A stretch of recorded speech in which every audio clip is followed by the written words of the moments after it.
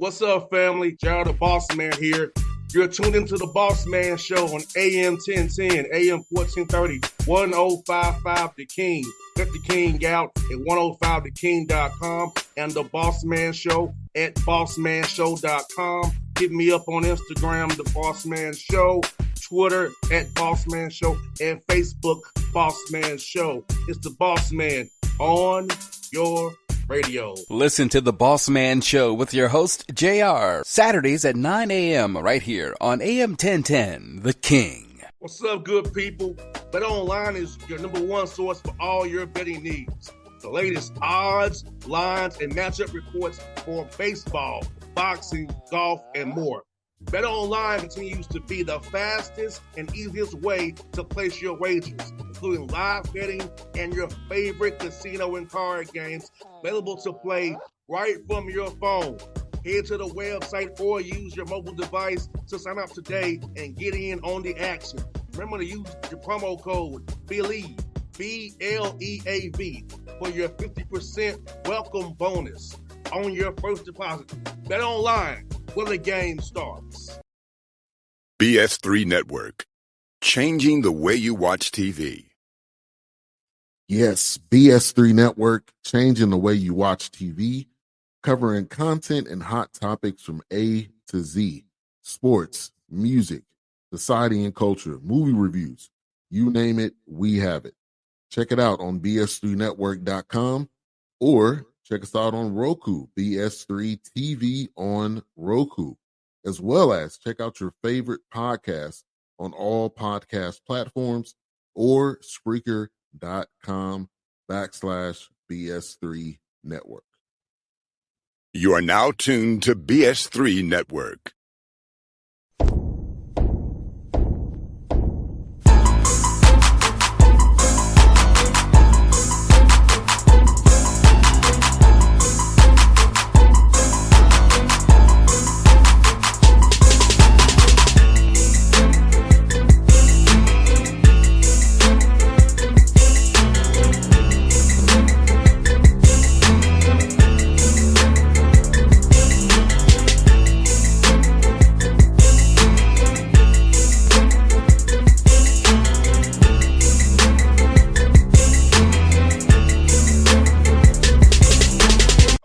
Back on the Bossman Show in front of the show, Coach Will Wade, Beneath State Cowboys. Good to see you, Will. How's things down there in Lake Charles, man? That good food down there. Oh, we're good. I've been eating too much of that good food. That's why I'm so big. But no, it's been good. We got a little snow. You guys passed a little snow down here. I think it hit Atlanta some, but we got slammed with like 8 inches last week. But it's back warm. We're back 70 degrees. We're feeling good. Yeah, we're 65 here in Atlanta, so we be back here too, man. Hey, look, man, we're snow, Will. I was in the house the whole time, brother. I can't drive in there to save my life, man. I hear you on that. I hear you on that for sure. Hey, man, you're doing a heck of a job as always, man. 16-5 this year, 81 at home, 10 on conference play.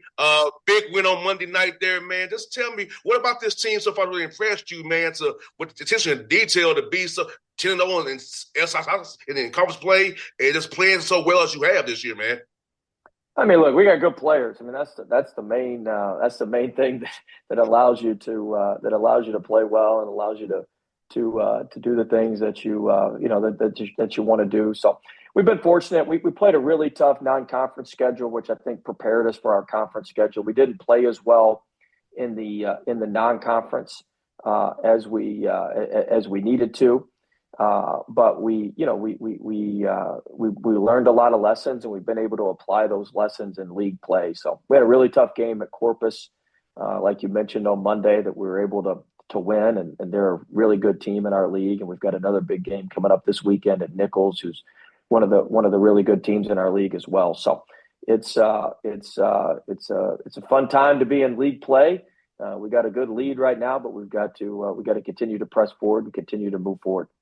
And we're here to be happy with that late game scenario where you get that layup at the end there, and then defensively you get the rebound. You get the little tip at the end, but you made the right read, I think, defensively. Got to take a tough shot, win the game on the road there. So how happy is it to see your guys in clutch time making the right plays on both ends of the floor there? Yeah, it's important because we haven't been in a lot of close games. We haven't been in a close game since our Mississippi State. Well, I guess our Louisiana Lafayette game, but our Mississippi State and Louisiana, we haven't been in a close game in a month. And so I thought it was important for us to, we always work on our 6-minute game in practice and trying to execute in our 6-minute game and do what we need to do in our 6-minute game. But it's one thing to do it in practice, and it's another thing to do it against everybody else and everybody and against live teams and other good teams. And so to be able to get that in at Corpus, I think was good, and we'll probably we'll get another chance this weekend against Nichols. And Will, also, man, you're 21 and 27-1 in conference play the last 2 years. Talk about the discipline of your team to come in to work every day with the right mindset, coming to practice, do the right things in practice, shoot arounds, walkthroughs, film, to be able to accomplish this, which are good players, but having the right habits to be able to go out there and execute when it's live and the lights on you. Yeah, I mean, look, you never. I say this all the time. I'm not a big slogans guy, but I do believe this: you never bet against consistent behavior. So it's about getting your guys to be consistent. The best people in your life are the most consistent people in your life, whether it's your mom, your dad, brother, sister, whoever it may be. The best people in your life are the most consistent folks. So you never bet against consistent behavior, and we preach that: consistency, consistency, consistency. Be the most consistent team. Do all the things well that don't take a lot of talent. That you just do, naturally, diving on loose balls, rotating quicker, those sort of things. So we try to spend a lot of time preaching that. And when you do that, and you've got really, really good players that can stay in the moment and remain consistent, you can string together some wins, which we've been fortunate to do. And Will, your system's also profound there, Will, because those small things, a quicker rotation, getting a loose ball, making a free throw, a deflection, they don't show up in a stat book all the time. And fans don't really see it like we and I see it, but those little small intangible things are key on impacting winning games. Yeah, no, it's huge. I always tell our guys, small hinges swing big doors. So all the small things lead to big wins. When you play in big games, you really don't win the game. It's the team that makes the least amount of mistakes to lose the game. You just got to make the least amount of fatal mistakes, free throw blockouts, executing baseline, sideline out of bounds, not letting them score and baseline and sideline out of bounds plays. Like that's the sort of stuff that gives you the best opportunity to win. And so that's what we try to focus on in those big moments. The bigger the moment, the narrower your focus has to be, the smaller your focus has to be. And you got to really focus on the building block things. And if you focus on those small things and those building block things, then you can, it leads to big wins and big moments. And Will, man, I know you have 5 losses, but every one of the losses is in those games very competitive against Alabama, Mississippi State, South Dakota State, Santa Clara, and those things like that. So talk about that, man. Even though you lost those games, in every game you've played this year, man, and you guys can teach to that and say, hey, we screwed up here. If we keep to make this correction, we can be better going forward. So I know you don't want to be believing more victories, but those games were games you could have chances in them games. You can teach from them now.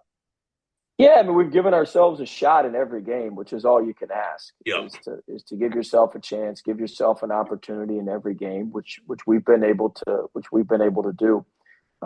We didn't win a lot of those games. We didn't close those games out like we needed to, but we've learned from them, and I think we've gotten better in conference because of that. We wouldn't be where we are if we hadn't been where we've been. And so I think that you got to learn the lessons from those tough losses or from those tough moments, and be able to move forward and apply those lessons. And so I give our guys a lot of credit of being able to take those lessons and apply those lessons as we move forward here. And we'll talk about how important it is with the new environment we're in, man. You have a new team every year pretty much, kind of like a JUCO coach would. So talk about that June period, that fall period before in August for practice starts officially, to get those camaraderie, build those bonds together, because when you have adversity, you got to be together. And how college basketball has changed now, you don't know who agendas are what now. So about getting guys together in June and July and summertime to build that foundation for now, so you can be together when it counts most, February and March. Yeah, I mean, look, you've got to form your team the right way. The first part's getting the players, getting the talent, and then you've got to get them to come together. You got to get them to play as a cohesive unit. I always say talent either multiplies or divides. You want guys where the talent multiplies, where they play off of each other and everybody plays off of each other and everybody's better because of everybody. Now, it can divide as well if you have, guys who are worse playing with other guys. And so, we want to multiply the talent, but what you do in the preseason, I mean, I thought our game at Corpus, we do road games at 5:30 in the morning in the summer. And so we do that. And I thought it paid off. I thought some of the toughness and some of the resilience that you need to pull off big road wins, I think it paid off at Corpus for us. And so that was how, we were forming our team and making our team through summer workouts and through weights and stuff in the summer. I think it pays off and it pays dividends during the season. And Will, you got guys sharing the ball, man. Multiple guys near double figure scoring. So talk about how the ball has energy, getting guys to buy in and sharing the ball, not being dominant, just making the right read. Because defenses tell you what to do. It's a matter of whether you do it or not. So talk about having guys buying that philosophy, just read before the catch, making the right play, not playing hero ball per se. Yeah, man, it's a huge thing. We played too much hero ball early on. Our assist rates were really, really poor. We were in the 30%, and the assist rates now we're in the 70, 80 percentile in assist rates, which means, one, you're sharing the ball, but two, you're getting better shots. If you're getting assisted shots, they're better shots, whether it's a layup, whether it's a three, whatever it may be.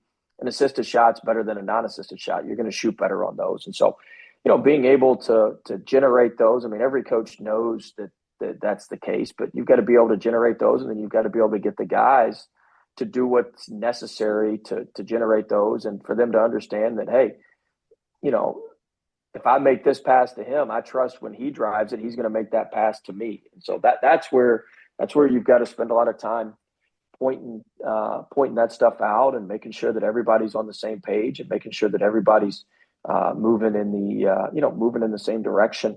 But we weren't very good at that early. That's part of having a bunch of new guys, a bunch of newcomers. But we've gotten better at it as we move forward here, and I think we're starting to really come together with it now. And also, man, you're shooting over 34% from three-point range, getting that spacing that you want to have on the court. So how important that is to have guys who can shoot down the three ball, make the defense extend a little bit more, open up those slots for you, then gaps to drive into, and then kick it out and get better shots that way as well.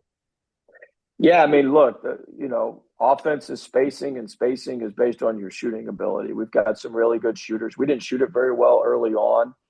But we've got a kid, DJ Richards, that's shooting almost 50% from three in league play.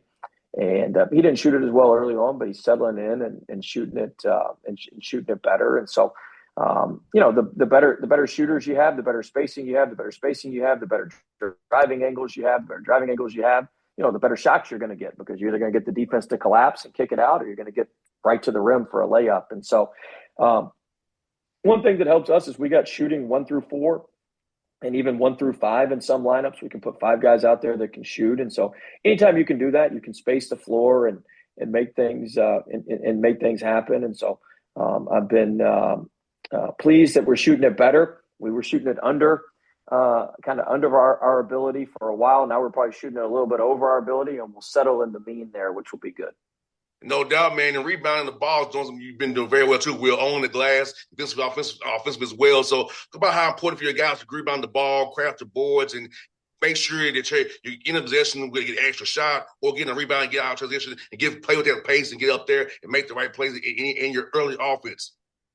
Yeah, I mean, look, one of our game goals every game is to out-rebound our opponent. And so we want to do a good job out-rebounding guys. And we've got some guys that when they get the defensive rebound, the most efficient offense is in transition.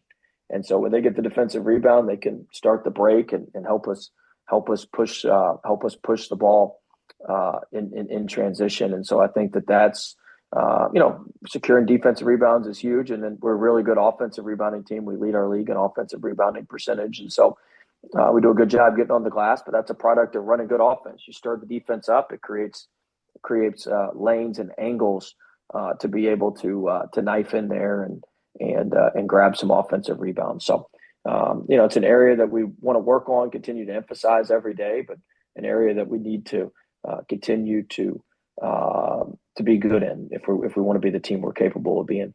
No doubt, man. You're also doing a good job valuing the ball as well, man. Limiting the turnovers. So, because as my dad would say, Will, the whole program is in your hands when you have the ball in your hands. So my dad would say. So, talk about how important it is the guys limiting turnovers. There's one live ball and it kill you. You can't defend. You can't defend that. So, yeah, I tell our guys all the time. I tell them all the time, if you're going to turn it over, you better throw it out of bounds. At least we can set our defense. We do not want live ball turnovers. Whatever we do not want live ball turnovers. But, it's like you're going through our game goals. Win the rebounding battle, then we want to have 12 or less turnovers. And so if we can have 12 or less turnovers, that gives us, the best chance and best shot to get the most cracks, the most cracks at it in terms of shooting ability. And so I think that part is a really, really important part to being able to add up to having more shots than the other team. If you don't turn the ball over and you can get on the offensive glass, you're going to give yourself more cracks at it. And the more cracks you get at it, the better opportunity you have to win. Son of a coach, Will. I'm sorry, man. Son of a coach. I like it. He also made doing a good job forcing turnovers as well, man. So defensive forcing turnovers had that activity, active hands, man, blowing up other people's actions. So about how important it is for the guys to give them the freedom on offense, man, but also defensively forcing turnovers, get out, just play with pace, and so we can get easy shots again. So that how defense turning the offense, man. Talk about how important it is for you guys to really be active on the floor as well. Yeah, once you get stops defensively, whether it's a defensive rebound and you can push it in transition, or you get a steal, you want to get a steal and pass a steal. You want to pass the steal ahead. So if you can get a steal, our defense is pressure oriented. We press most of the game. We trap and run around in the half court as well. And so I think that if we can create offense from our defense, it just helps you. It helps you. It helps the other team doesn't get a shot up on the basket. The other team doesn't get a possession, and then your team gets an easy possession offensively. And so if you can generate those, it certainly contributes big time to winning. And I got two more for you, Will, man. Talk about Nickel State, man, on what you see for those guys on the film, but a tough team, a lot of talent over there. So what's it for you guys as you are prepared this week for them on Saturday, man? Yeah, Coach Sadler, Boog Sadler, their head coach, does a tremendous job. He's one of the youngest head coaches in the country, but he's just a phenomenal coach. And so, look, they've got really good guard play. Brown makes a bunch of threes. Ireland, their point guard, does a good job getting in the paint. Gray makes a bunch of threes. Collins, their big kid's good. So, I mean, look, they've got a really good team. They played us really close at home. We ended up winning by 9, but it was a 4 to 8 point game for probably 30 minutes of the game and going back and forth. And so very, very good program, very, very good team. And it'll be a tough challenge for us on the road. And Will, man, I know you're big about relationships, man. So talk about how important is this new era of college basketball to really, guys want money to play and NIL money, but having the right fit, the right guy, the right relationship with the young man before you bring him in, because I know you're big on relationships. You've always been that way. And how important it is now to really vet out for young men really there for you and the program for themselves with another agenda, trying to just get paid a little bit before they get out of this college bad basketball game.